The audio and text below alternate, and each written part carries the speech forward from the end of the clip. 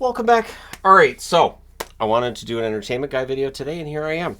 So I was watching an interview today with Aziland, one of the interviews that's out there, and it was fascinating. It's an hour and 40 minutes, so I watched like the first hour, and they were talking about YouTube and how YouTube works and everything, and so of course that gets my brain kind of going too, and especially once she started talking about demographics and understanding that the content she makes, which is the reaction content, is made for kids. And there are times too where I've been made aware that there are a lot of kids watching my content. So that's part of the reason that I ended up transitioning to putting up a whiteboard and having this fine video to talk about with all you wonderful people on the internet. Plus, wanted to throw a bit of an update out there. Yvonne and I are talking about changing things up a little bit on the set, not this set, but the other set. And don't be surprised if I'm not making videos on the Entertainment Guy channel in this room anymore. I go back to the other set full time, maybe within a week, and it's going to look good. That's the thing. It has to look good, and if we organize it right, it's going to look pretty professional. Anyways. That being said, because right now it just looks like the Entertainment Guy's borrowing the hockey room, which is a funny joke to have, but I do like to have a different room and a different background for videos on the different channels, even if people don't necessarily find it makes a big difference to their viewing enjoyment or non-enjoyment. But I do think that for the background for these videos, it's better if it's, DVDs and photos, and it may very well be a television in the background too. So that being said, I wanted to talk about like when I came into YouTube and everything, and sort of lessons I learned along the way. Which again, for people who are considering starting a YouTube channel, which I get that question or that comment a lot, I figure why not do a video on this? And I may cover something I've talked about in videos previous, but I don't know how long it's been since I did a video like this, so here we go. And of course, I'm not feeling very well today, so I've only done 4 videos so far today. But I feel like I'm getting a little better. In fact, I'm considering after this video done, jump on the treadmill and give it a go. And if my lungs won't do it because I've had a cold, then I'll find out quickly. Anyways, the first thing that I learned, ironically, considering the opening for this is 2.5 minutes, is focus. Now, it's not focus in terms of rambling. The rambling is part and parcel of watching a THG or a TEG video. It's there.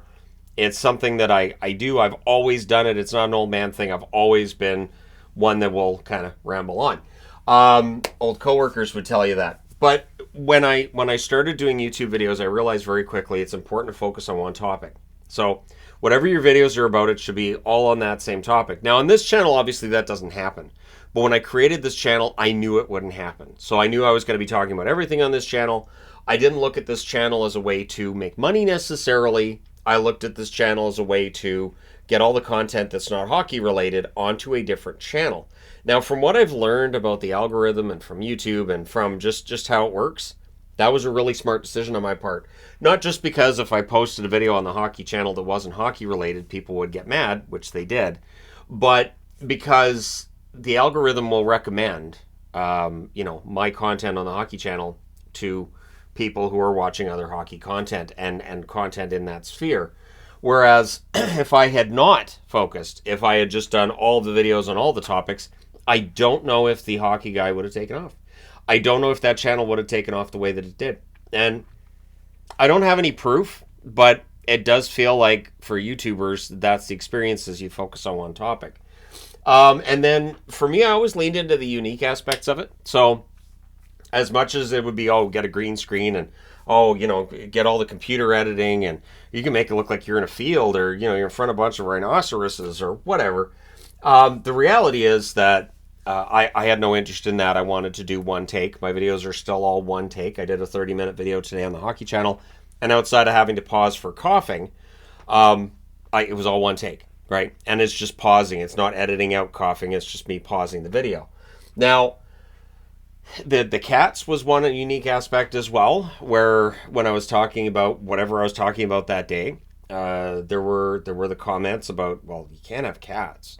So some of the same people will be like, well, you have to get all the editing and it's like when somebody's like PowerPoint. It's like, I hated PowerPoint 10 years ago. I'm not using it now. I've used it. I hate it. I absolutely loathe it.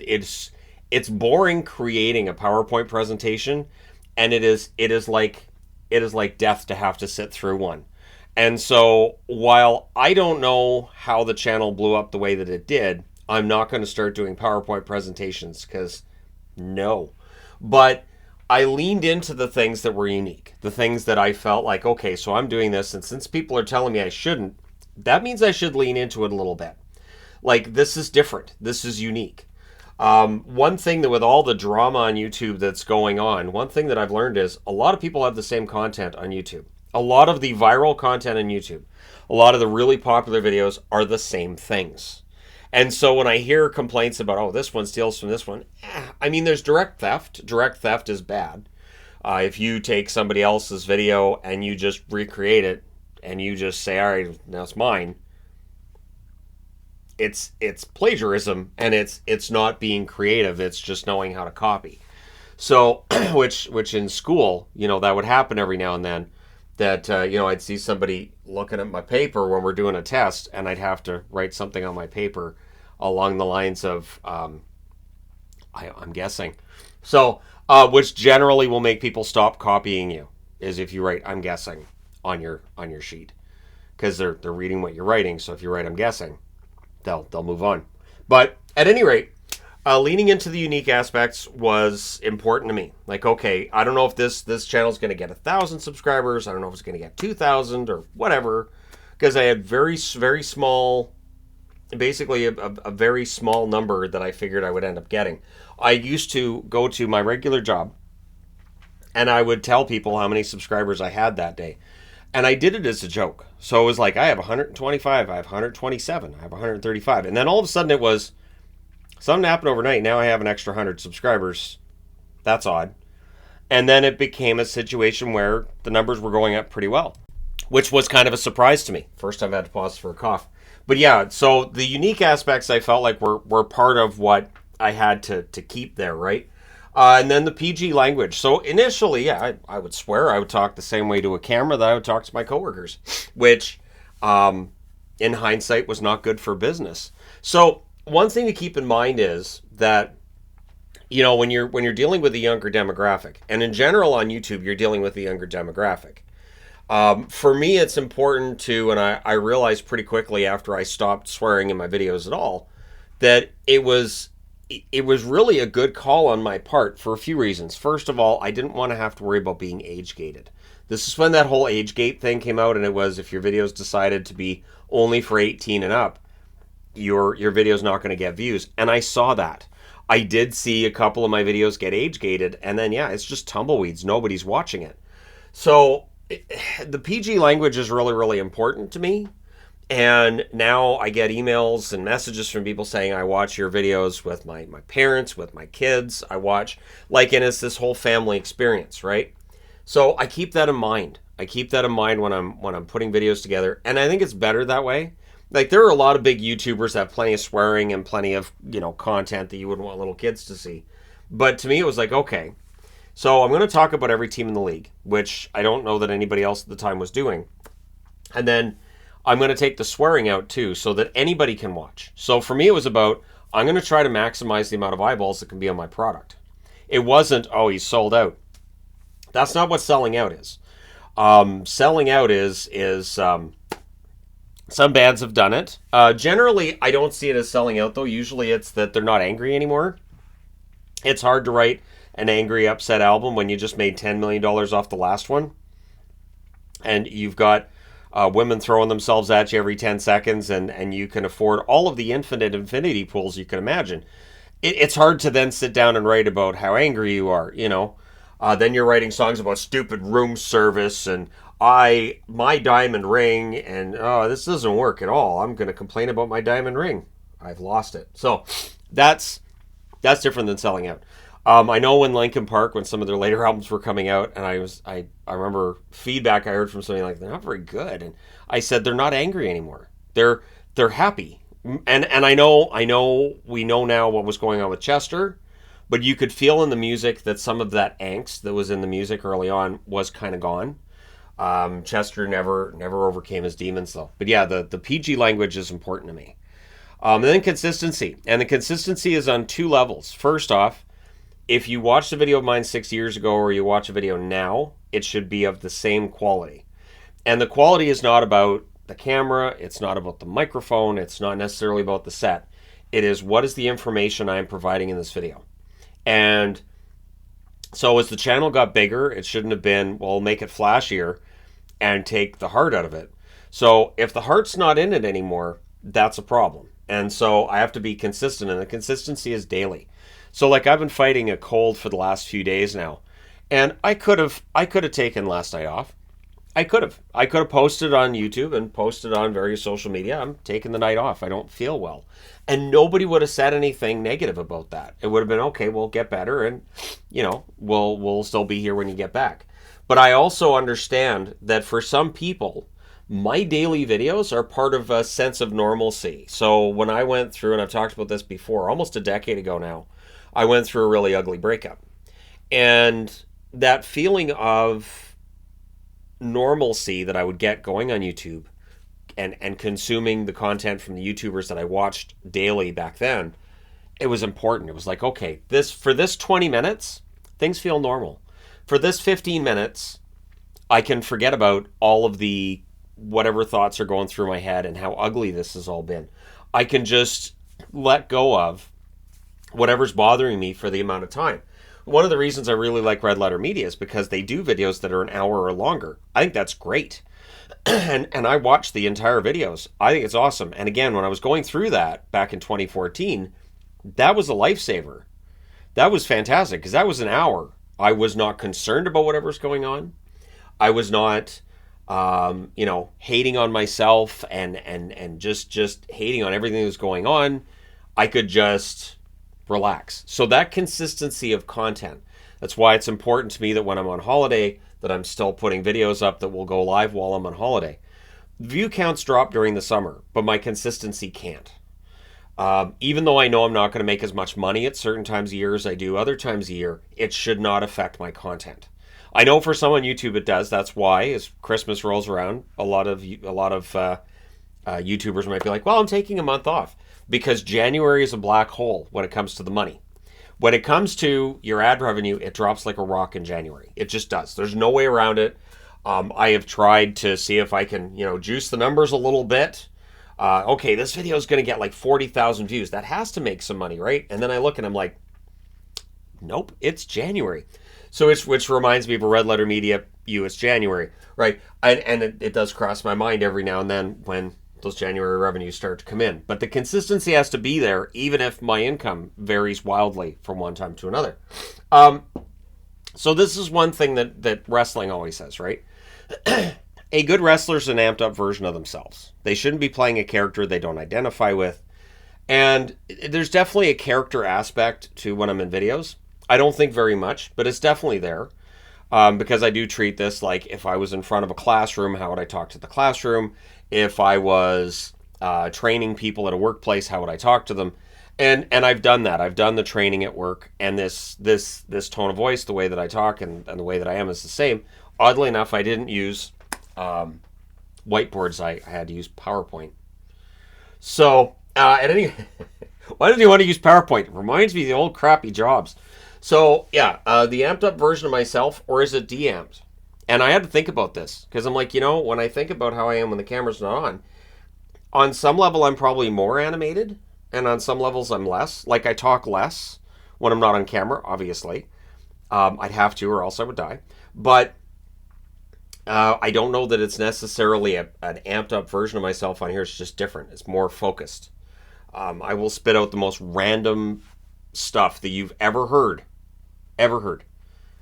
There are times that Yvonne looks at me and she's like, where did that come from? And I'm like, I don't know. I don't know. Like every now and then, there'll be somebody on TV, and I'm like, oh yeah, I remember them from, and I go down this rabbit hole, and I end up, talking about 3 or 4 different TV shows from the 80s and movies, and yeah, random stuff just comes out. But the one thing too, and I wanted to close on this, modest goals. When I see YouTubers who have this idea that they're going to be number one in this space, or my goal is to, get 1 million subscribers, my goal is to transition from YouTube to doing reporting and get into journalism. My plan is to take YouTube and become famous so I can be a singer or I can be an actor. Why?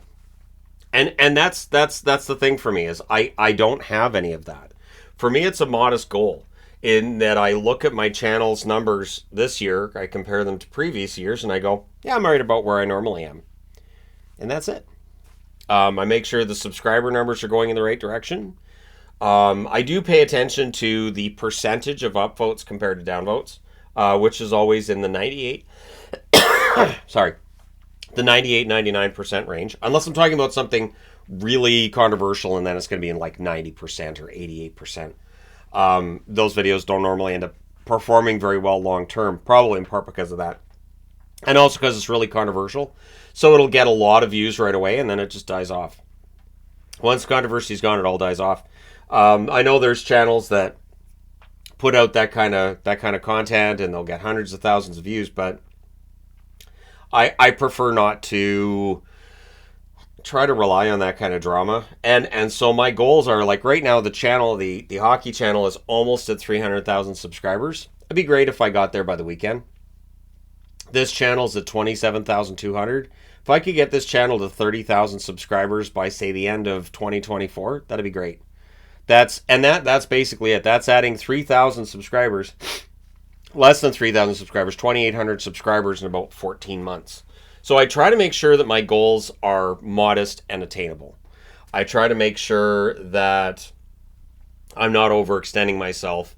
And I mean, there's the ego side of it. I think that anybody who's going to point a camera at themselves and talk, there has to be some amount of narcissism somewhere in there, or it's not going to work. But that doesn't necessarily mean a person's arrogant. It doesn't necessarily mean that you're egotistical. You absolutely are going to have that with some YouTubers. But it's interesting, too, because I've been in this space for a very long time. I have never met up with a YouTuber in person. I've never done a collaboration. I don't really have any interest in collaborations either. I just saw too many instances where a collaboration would take place and then drama would fall out from it after. So no, I don't need that. I don't need any of that drama. And I try to keep things real and at a level where I believe I can do that, right? So again, making sure that on the hockey channel the views are staying around where they normally are at that time of year. I do get concerned at times about certain videos that don't necessarily perform well, certain days that don't perform well. I had a couple of down days last week on the hockey channel, which, I mean, there wasn't much I could do about it because it was hockey all day. It was like, I can't really fix this. But there's plenty of time in the rest of the month. One thing that's good about being a YouTuber as well is that because my pay period is from the first of the month to the last day of the month, if I have a really bad day on like the 12th or 13th day of the month, I can make that up. So I don't get as panicked. I just kind of shrug my shoulders and sigh and go, okay, now I got to do more work the rest of the month to try to balance these numbers out because that day wasn't good for me. And try to make sure that that's just the one downward day and that it doesn't become a trend, and I can avoid that trend with consistency. So all comes back to that consistency. So there you go. Let me know your thoughts in the comment section below, as always. I don't think I've worn my Wednesday shirt in a video before, so yeah, I enjoy the show. It's okay. It's fine. I think Jenna Ortega is a good actress. I think the show's okay. There's some Harry Potter-esque qualities to it. I do refer to their school as Hogwarts. There's some things there. But anyways, that's a whole other discussion for a whole other time. Let me know your thoughts in the comment section below as always. Don't forget to hit like and subscribe for whatever reason that you can find to hit like or subscribe. Thank you guys so much for all your support. I will talk to you again soon.